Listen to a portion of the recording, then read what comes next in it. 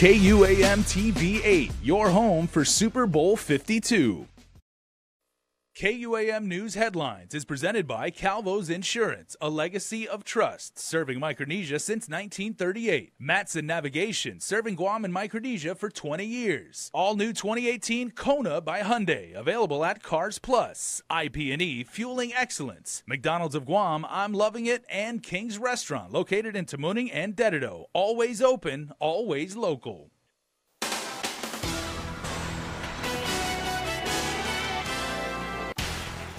Ahead on primetime, it was only a drill, but why didn't all parents and staff get the heads up about an active shooter drill at one local high school?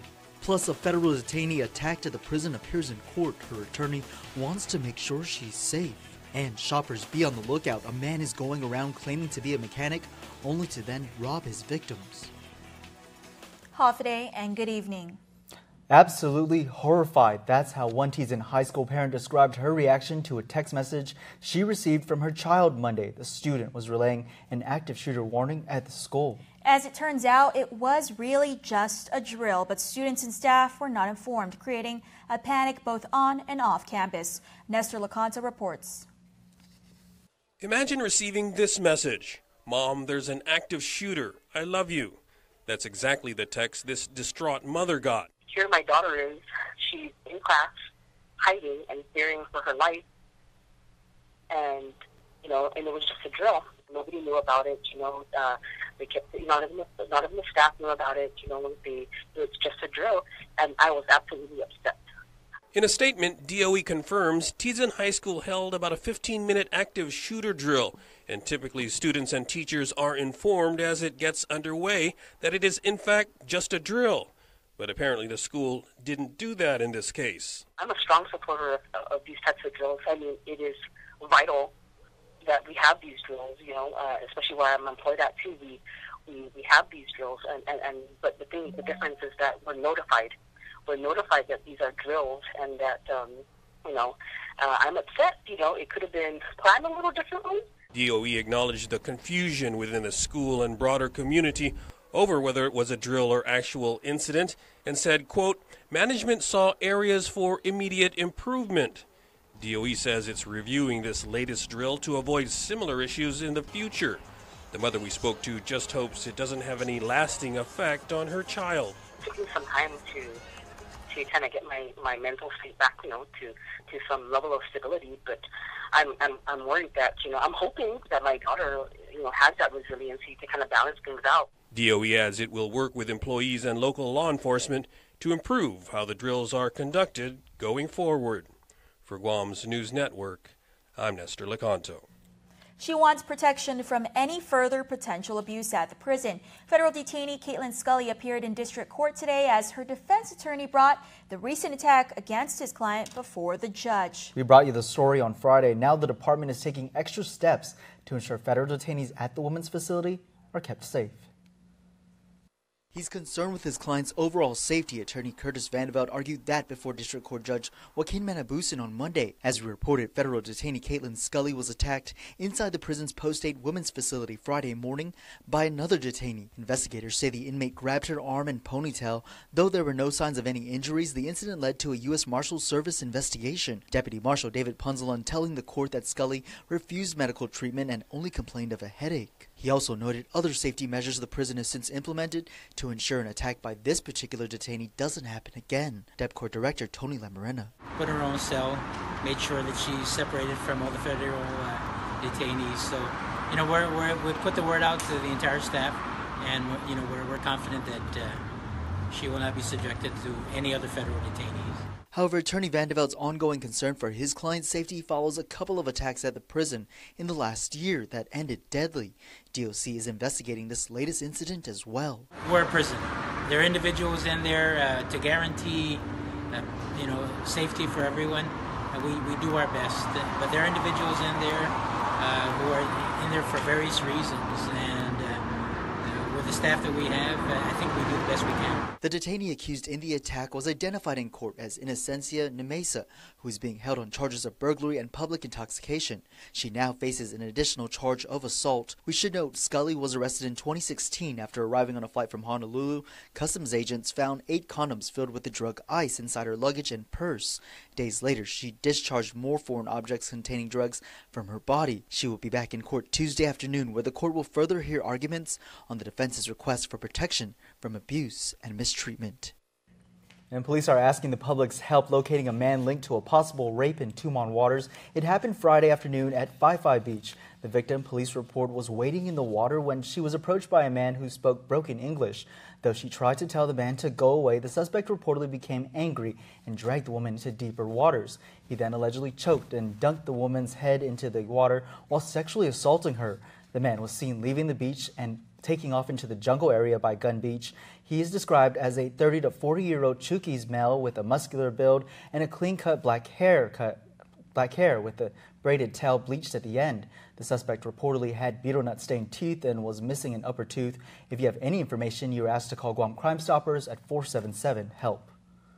He was arrested and charged with rape after his semen was found in the victim's underwear. But is it enough to convict Austin Barcenas? Trial resumed on Monday for the 22-year-old who was accused of drugging, then raping a teen girl in her sleep nearly 6 years ago during a sleepover at his house. The victim, who testified last week, could not remember what happened, only that she woke up in pain and bleeding. On the stand today, Guam Police Department criminalist Erlinda Valencia confirmed there was no semen in the victim's vaginal area. Here's Public Defender Rocky Kingrave.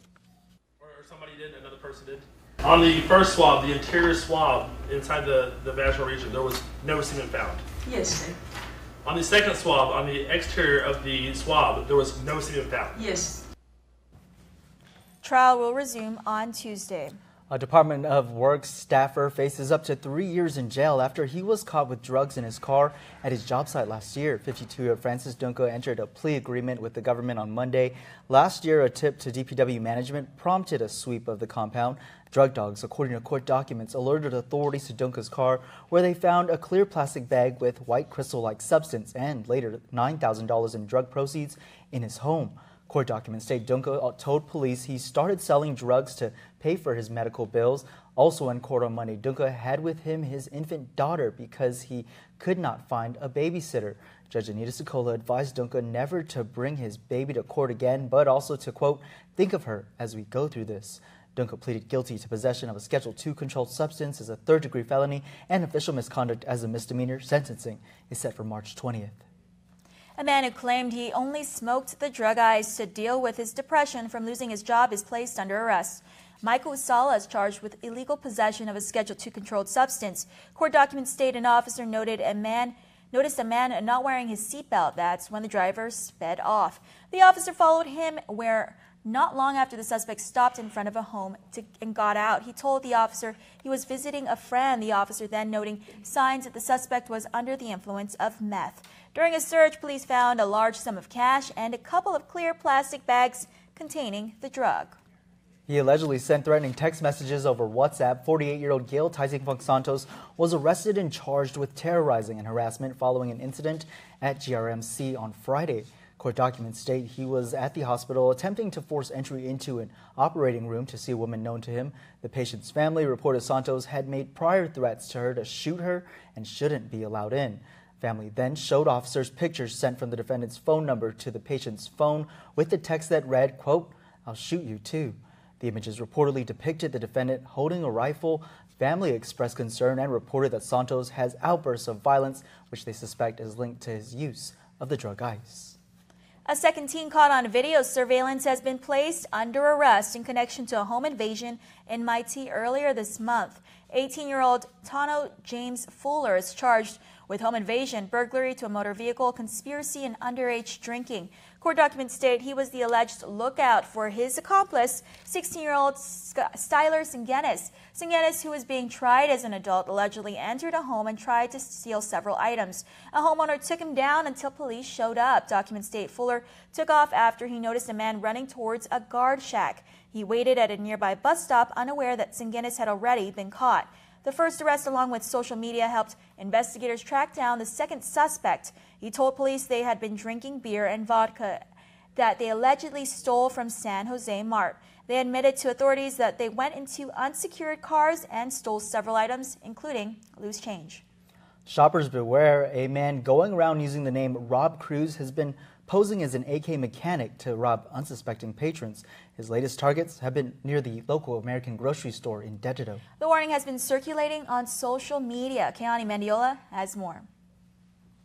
It was in broad daylight that a man going by the name of Rob Cruz approached two women on separate occasions in the parking lot of American Grocery, getting their attentions by stating he noticed problems with their cars and insisting he was a mechanic at AK to gain their trust. In the first incident on January 20th, the victim was able to drive away, but her husband had quickly discovered that someone had intentionally disconnected her air sensor. However, the second victim wasn't as lucky. On January 24th, the suspect approached an elderly woman and was able to get her attention long enough to disable something underneath her car and force his way into the passenger seat. He then threatened her and stole $100 before soon taking off. The news is upsetting for shoppers like Lena Gankowitz and Zenny Zenaibalan. It's not nice. I hope the police will catch him right away, to get rid of those kind of incident. A lot of women will feel sorry and, try to take care of themselves, Look at the people and watch the people who they talk to. Keep an eye, Just before you go to the parking lot, just look around and see, if there's a suspicious guy, It is believed that the suspect is targeting female shoppers who are alone. He is described as Chamorro-looking and around 5 feet tall. Going by the alias of Rob Cruz and posing as an AK mechanic, the suspect has struck in this parking lot twice. He was last seen fleeing in a white van. If you have any information about the suspect's whereabouts, please contact the Guam Police Department. Reporting for Guam's News Network, I'm Keani Mendiola. Stick around for more news here on Primetime. Coming up, the governor's hospital modernization bill draws a crowd to the island's capital. Keep it here. You're watching KUAM. There are more ways to experience KUAM News than any other source on Guam. Download the KUAM News app for your Apple or Android device for 24/7 news, sports, videos, weather, streaming, KUAM radio, and important news alerts. And stay connected at home with Guam's first app for Apple TV. All available now from the App Store. A year is made of more than just 365 days. It was each new connection, every show of support, and all your special moments.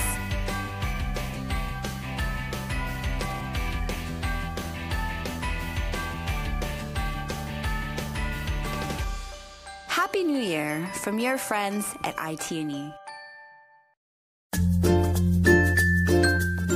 The Down Syndrome Association of Guam exists to support families of individuals with Down syndrome. We're a group of parents who have children with Down syndrome and know the joys and challenges of raising them. For more information about the health, development, and education of a child or adult with Down syndrome, please contact Vicky Ariola at 472-6114. Connect with KUAM News. Find us on your favorite social media platform. Follow us and stay in the know with Guam's news leader. Welcome back. Well, it was standing room only at the Guam Congress building for a hearing on the governor's hospital modernization bill. The first of the lengthy testimony on the measure was dominated by physicians and other health professionals. They spoke passionately about the need for life-saving equipment at facilities at GMH and for a permanent funding source for the chronic budget shortfalls. Dr. Vincent Duenas was one of many who pled for help for the hospital. Public health care is a civic and moral responsibility. It is not a political game. And we look up to you, Mr. Speaker, and our political leaders. We beseech you to demonstrate a moral conviction to give life to your hospital. Give hope to our people. And while there was little debate over the need to fix hospitals' financial woes, there was opposition to the bill's funding solution, which is to end the long-standing 4% business privilege tax exemption for wholesalers, insurers, and bankers. Local businessman Simon Sanchez. Increasing the GRT is a change that is the easiest to implement and its revenue impact more predictable and more immediate. All these other good ideas will take time. The proposed GRT increase immediately provides cash flow relief as tax cuts reduce revenues. Most other changes will take more time. Sanchez suggests ending the increase after 3 years to give enough time for a more permanent solution. The chamber has come out strongly against the bill's current provision to lift the long-standing tax exemptions. Hundreds turned out for Sunday's Rally for Life. All ages participated in the march from the Paseo Stadium to the Guam Congress Building with signs acknowledging an unborn baby's right to life. Here's Archbishop Michael Burns.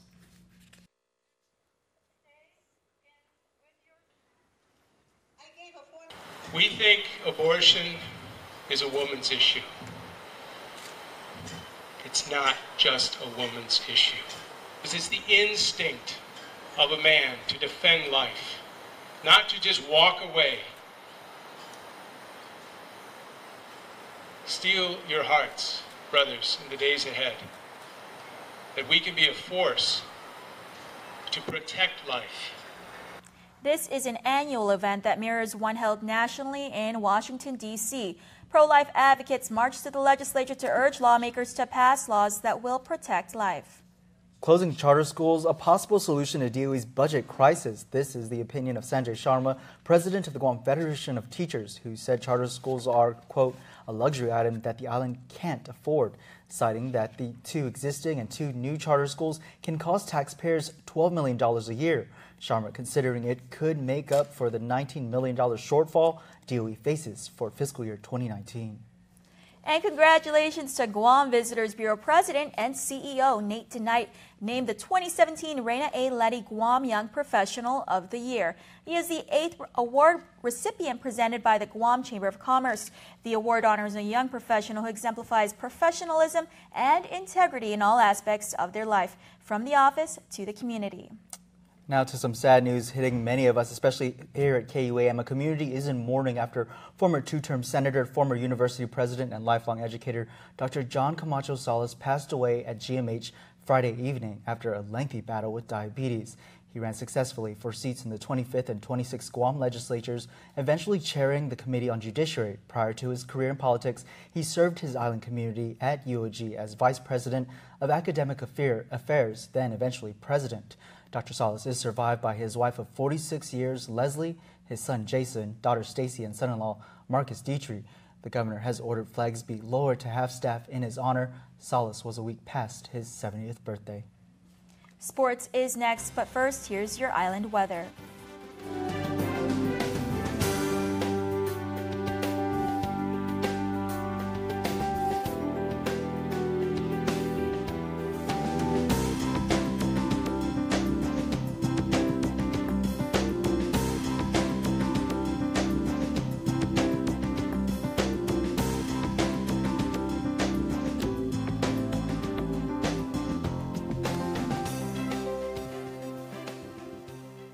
Managing our wireless data used to drive my family crazy. But now that we've switched to GTA and get all that bonus data, we're spreading the love. You sure you don't mind the wait, honey? Take your time. I'm good. But we're missing the game. Nope. I've got bonus data from GTA. Come and watch. Love it. Get 10 extra gigs of wireless data on every line every month when you bundle. Visit gta.net for more details. Budweiser, Circle K76, and Busatani Guam Resort present the LOL Comedy Series featuring Josh Blue. Season 4 winner of The Last Comic Standing will be live on Guam for one night only on February 3rd at the Busatani Guam Resort. Tickets are $35 for general admission, $45 for table seating, and can be purchased at all Circle K76 locations. LOL VIP experience is $70 and is sold